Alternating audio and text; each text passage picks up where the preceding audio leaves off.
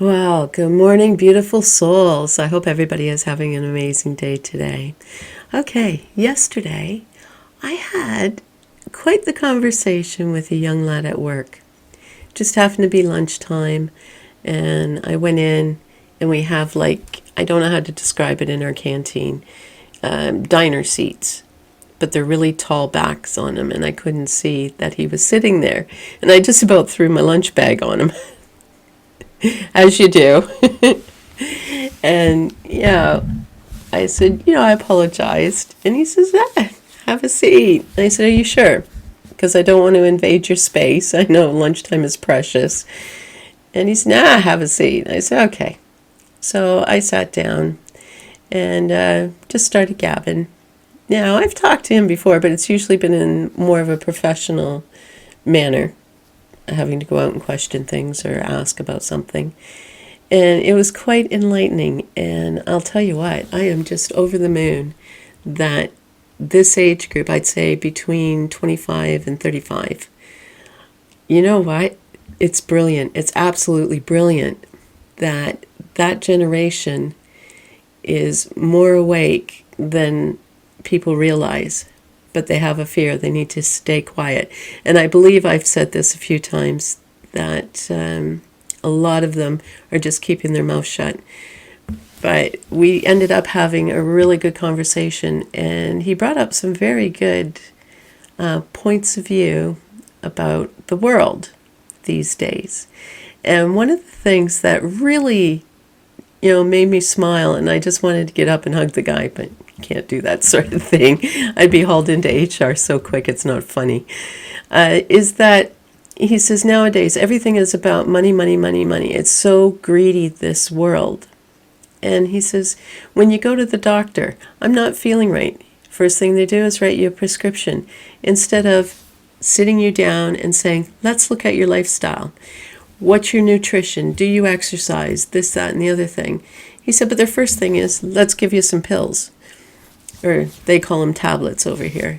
And I thought, right on, you're thinking outside the box, outside the narrative that the world wants you to think today, because the world does not want you to be responsible for yourself. Think for yourself and, research what's wrong with you, or try and find guidance on how to proceed, with anything in life. We're not taught to grieve anymore. We're not taught how to handle our emotions. You do need to have emotions. I'm sorry. There's going to be painful ones, and then there's going to be happy, joyful ones. But if you band-aid them, mask them, you're never going to learn how to deal with them. And I was just I could talk to him for hours, but, his lunch ended up running over because we were having this conversation. And I was just amazed.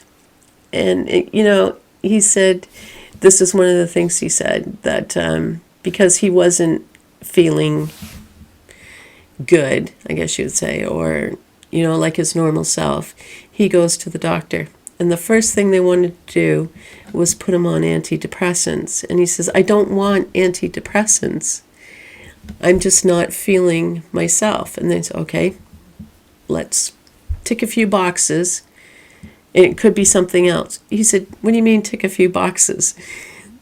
He says, what does that mean? And they basically told him that with all these symptoms, it'll diagnose what you have.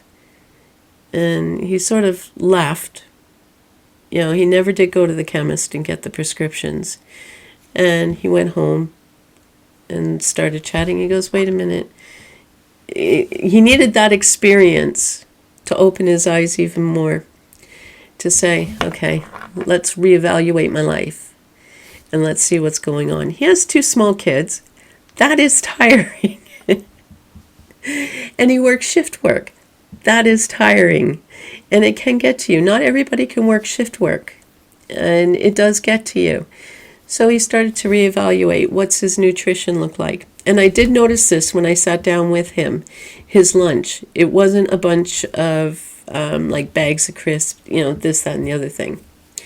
He actually had like a handmade sandwich, not one bought at the local convenience store or petrol station. It was a handmade sandwich, and he had some fruit. Yeah, it was, I'd say, balanced for the most part, especially for a lad. They need their energy and they're going to eat a bit more, but it was more geared to giving him energy and to making him feel better. And he's also, tracking his movement, how much he's moving, trying to incorporate exercise into his day, not necessarily going to the gym, but if he has to sit down for too long, he'll make sure he gets up and walks around, just to get things moving and be more aware of within himself. And I thought, you know what? Right on, mate. You are taking responsibility for your life. And I respect you for that, and I applaud you for that. And he also pointed out a few other things. With his two small kids, he says they're so quick to sit in front of the TV. He said, when I was a kid, we were outside getting dirty and falling over and everything like that. He says, I'm always booting my kids outside to play. Go get dirty, eat dirt. It cures everything. And I had to laugh because I was brought up that way. That get outside, it's good for you. You don't feel well, go get some fresh air. You'll feel better. Or if the local kid down the block had a cold, well, I can't say it because I lived out in the middle of nowhere in Canada when I was little. But it was the same concept. When someone got sick, you got thrown in with them to build your immune system. He does that. He's got enough nieces and nephews. If one gets sick, they all get together. And I thought, good for you, mate. Good for you. And he says it is kind of hard because he gets criticized for it. And I said, don't. You got to stand for something or you fall for everything. And it didn't kill you. It actually made you stronger. I shouldn't use the K word. It didn't unalive you, so make you stronger. So I have a lot of respect for this lad, and to see the new perspective from the general chit-chats we used to have over work when necessary to actually having a deep conversation. It was amazing. It was absolutely amazing. It totally made my day. And to see his perspective on things. And he also made another comment, which I found interesting, which you do, especially when you're coming from my point of view and a lot of people's point of view. He says he's sitting back watching this. He knows he can't say nothing. But he's saying, why can't people see this? He sees the big picture. It's not just what, the media and everything wants you to see. He said, it's so frustrating, especially family members. Why can't they see what's going on? And I thought, mate, you were born awake. I do feel for you. It's a hard road to travel. It's a hard road to travel when you're up there in age like myself. And I've seen it all my life. It's like, why can't you see this, people? But you can only do what you can do. And I think the saying is you can lead a horse to water, but you can't make him drink.